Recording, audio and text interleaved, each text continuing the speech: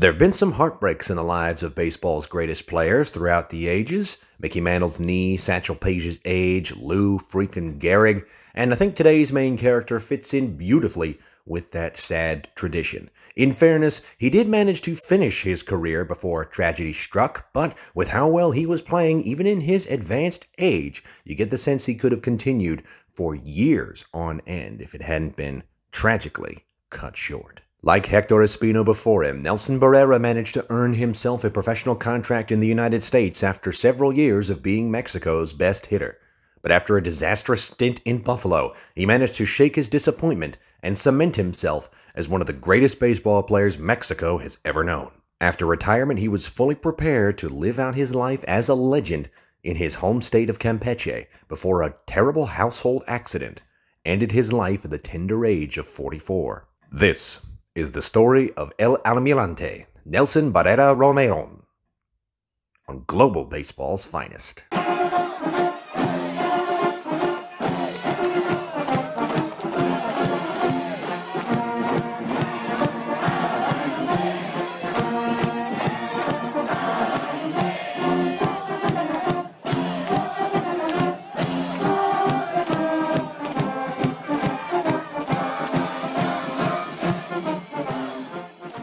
Nelson Barrera Romero was born in Ciudad del Carmen in Campeche, Mexico on the 17th of October, 1957. Like most boys in Mexico, he listened to Hector Espino every night on the radio and idolized every aspect of the way he and the Sultans of Monterrey played the game. Little did Nelson know that in a few short years he would be sharing the limelight when he reached the height of his power. After raking through college ball, he entered the LMB with Diablos Rojos del Mexico in 1977. He had a bit of a rough rookie season with only 2 home runs and a .235 average, but he showed flashes of his brilliance to come, hitting 7 triples that year. Interestingly, Espino and Barrera missed playing on the same team 2 separate times in Espino's career, with Hector's 2 stints with Diablos coming in 1975, 2 years before Nelson's debut, and in 1981, year 1 of Nelson's 2-year stint with Tecolotes. Barrera started to hit his stride at the turn of the decade with his best stint in the first part of his career coming in 1984 with a .354, .405, .586 line, adding to his impressive resume with his first ring in 1981. These numbers were good enough to earn him a pro contract in MLB with the Chicago White Sox. After Espino never got anywhere, but Valenzuela hit it big, the expectations for Barrera were quite high indeed.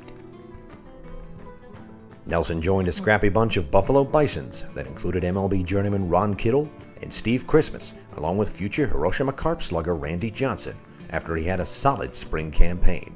You'd think in an era where the White Sox trotted out a 50-year-old Minnie Minoso, Barrera would have made the first team in a cinch in just a few years, but 176 at the AA level just isn't going to cut it. And the Sox cut Nelson 25 games into that season. That was the bad news. The good news was that he returned to Diablos, never hit below .250 for the remainder of his career. He was quite a big game player too. Playing in the winter leagues, he helped Mexico reach the Caribbean Series 5 times in his career, winning one of them in 1986 on an RBI squeeze bunt against the Dominican Republic.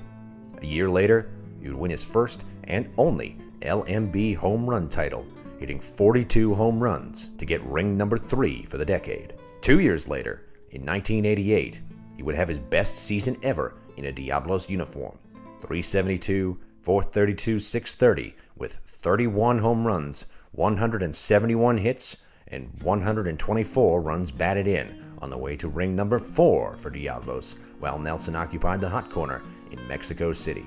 He was so good that Diablos' arch-rivals, Tigres del Quintana Roo, accused him of using a cork bat during a game, and the umpire disagreed with them so hard they fined the team 1 million pesos for defamation.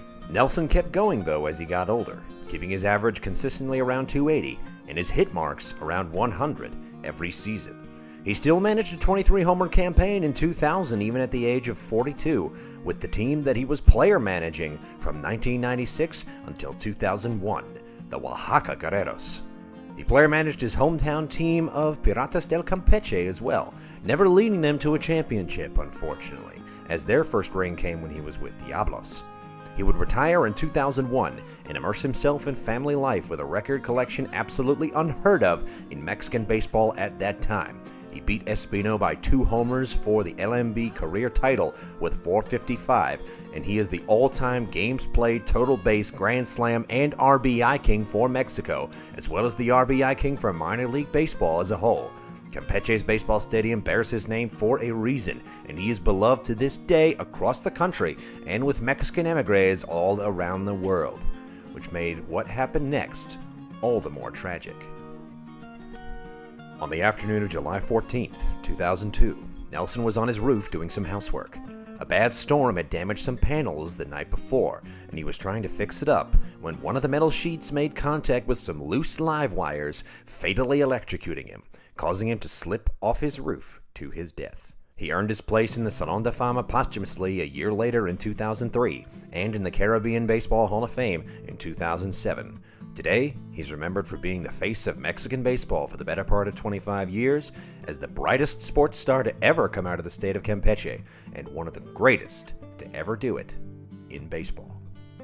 Well, I do hope you enjoyed the very first ever viewer-submitted episode of Global Baseball's Finest. Now more than ever, I want to encourage you to leave comments below these videos in case you want to make a submission to the show, and who knows, the next episode might be your favorite player of all time. And this was also a fun one because there were some sources that I never really had come across before, and I'll freely admit that I am slightly limited with my Spanish proficiency in the research I was able to do here.